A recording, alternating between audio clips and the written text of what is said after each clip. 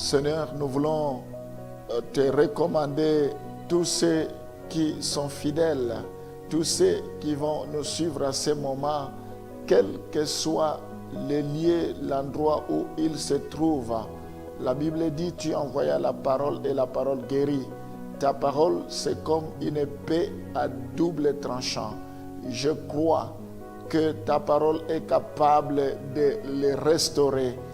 Ta parole est capable de suer leurs larmes.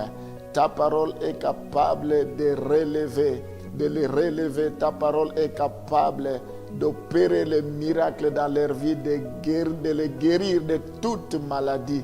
Ta parole est capable de donner la forme.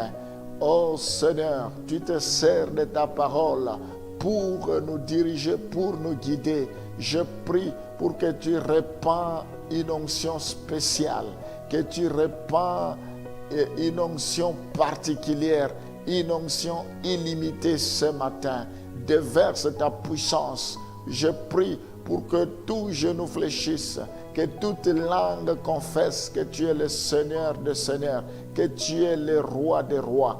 Je prends autorité maintenant contre tout esprit d'incrédulité, contre tout esprit d'opposition dans le nom de Jésus. Je ramène cela à la soumission de ta parole. Je ramène cela à l'obéissance de ta parole. Au nom de Jésus, que tous les plans, les projets, les manœuvres du diable échouent maintenant. Je prie pour que tous ceux qui me suivront puissent être bénis, que leur vie soit transformée, que les portes qui étaient fermées dans leur vie s'ouvrent, que le ciel leur soit favorable, que tu arroses leur vie. Je prie pour que tu répands la pluie dans leur vie, qu'ils soient abondamment bénis, que tu leur donnes la joie, la paix. Je prie, Seigneur, pour que tu puisses arrêter la tempête dans leur vie. Merci parce que tu es au contrôle. Il n'y a rien qui peut nous arriver sans que tu l'aies ordonné. Sois béni à jamais. Au nom de Jésus, nous t'avons ainsi prié. Amen. Nous allons voir maintenant, Dieu accorde la sagesse. Nous avons besoin de la sagesse de Dieu pour faire le choix. En même temps qu'il laisse aux chrétiens, aux croyants, la liberté dans les décisions à prendre, Dieu lui accorde la sagesse pour faire des bons choix. C'est ça la profondeur, la grandeur de Dieu. Il nous laisse la liberté, mais il nous donne la sagesse pour que nous ne puissions pas nous tromper, pour que nous puissions prendre de bonnes décisions. Lisons Proverbes chapitre 2, verset 6. Car l'Éternel donne la sagesse. De sa bouche sortent la connaissance et l'intelligence. Alléluia. Nous avons besoin de la sagesse, demandons à Dieu. L'homme ne peut recevoir que ce qui lui a été donné du ciel. Et tout don parfait vient d'en haut.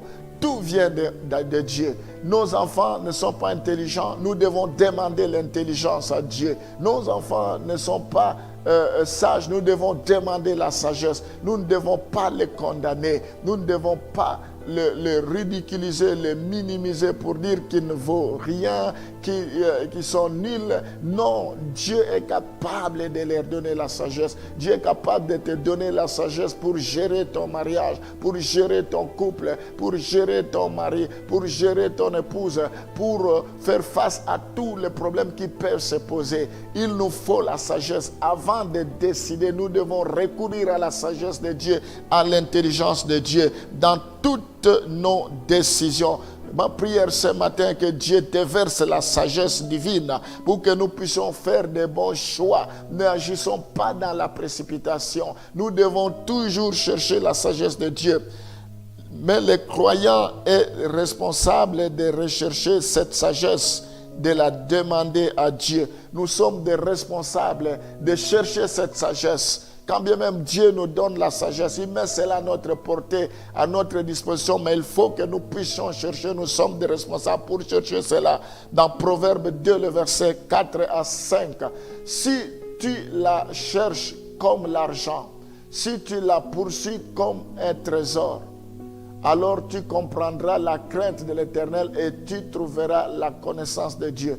Nous devons chercher cette sagesse comme nous cherchons de l'argent, comme nous cherchons de l'or, comme nous cherchons tout ce qui est précieux. C'est alors que nous trouverons cela. Il faut que nous puissions chercher la sagesse et nous en aurons. Ma prière, que Dieu puisse te donner la sagesse, que tu ne manques rien. Comme Salomon, l'homme le plus sage, que Dieu te donne la sagesse. C'est alors que tu feras de bons choix. Et nous devons chercher cela. C'est ce que la Bible confirme dans Proverbe 8, le verset 17. J'aime ceux qui m'aiment et ceux qui me cherchent me trouvent.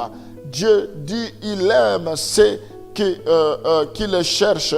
Et la Bible dit, ceux qui le cherchent le trouvent. Nous devons chercher Dieu. Nous devons l'aimer. Nous devons nous accrocher à lui. Si nous l'aimons, si nous le cherchons, il va se révéler à nous. Et Jacques chapitre 1, le verset 5, continue dans le même sens en nous disant, si quelqu'un d'entre vous manque de sagesse, qu'il la demande à Dieu, qui donne à tous simplement et sans reproche, et elle lui sera donnée.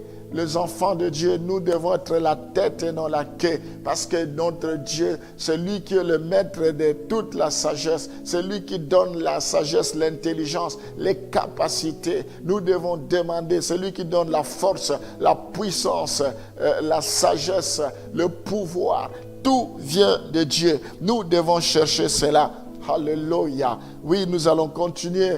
La Bible nous dit dans Colossiens chapitre 1, le verset 9, c'est pour cela que nous aussi, depuis le jour où nous avons été informés, nous ne cessons de prier Dieu pour vous et de demander que vous soyez remplis de la connaissance de sa volonté en toute sagesse et intelligence spirituelle.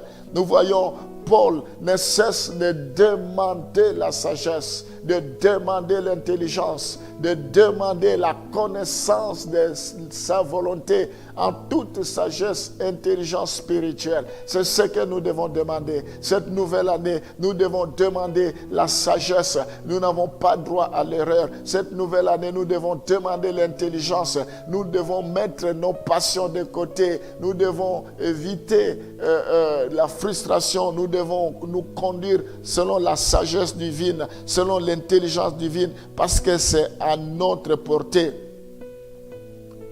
Et nous devons mettre cela en pratique. Alors, nous voulons voir, pour agir selon la sagesse, avec sagesse, qu'est-ce que nous devons faire. Avant, je vais d'abord prier pour que Dieu répande sa sagesse dans nos vies. Seigneur, je te prie de libérer la sagesse dans la vie de quiconque qui m'entend ce matin. Tu dis, demandez et l'on vous donnera. Cherchez et vous trouverez. Frappez et l'on vous ouvrira. Je demande la sagesse. Ce que tu as donné à Salomon, donne-nous plus que cela, Seigneur. Oh, tu es le Dieu de toute sagesse.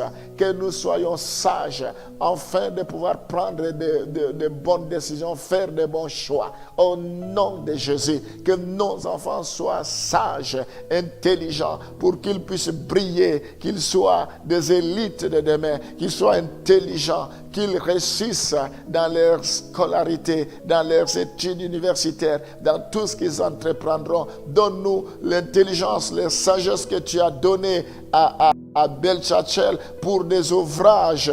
Tu leur as donné toutes sortes de capacités pour accomplir ta volonté. Dans le ministère, nous avons besoin de la sagesse, nous avons besoin de ton intelligence, nous avons besoin de la grâce dans tout ce que nous faisons comme service, tout ce que nous accomplissons comme service pour ton œuvre. Nous avons besoin de la sagesse, de l'intelligence. Remplis-nous de sagesse, remplis-nous de l'intelligence éternelle. Que cela nous soit donné au nom de Jésus. Nous t'avons ainsi prié. Amen.